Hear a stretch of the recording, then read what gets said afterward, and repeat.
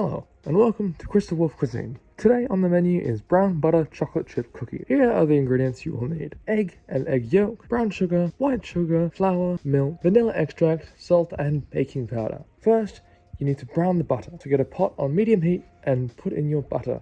Heat and whisk until the color turns a lovely amber, and the entire room smells like heaven. Big T, become a wizard. Now. Perfect. Being a literal wizard is very important, as we will see Trizzy magically summon the perfect amount of brown sugar and white sugar, and then mix them and use magic to add the eggs, vanilla, and milk. Then, in another bowl, add flour, salt, and baking powder and give it a whisk. Now, use your well-established magic to add and mix your flour mixture a third at a time. Small heads up, because of the liquid nature of this brown butter recipe, it'll be a lot more sticky and less doughy than cookies you may have made before. Add the choc chips to the dough, and then no! Trizzy, bad boy.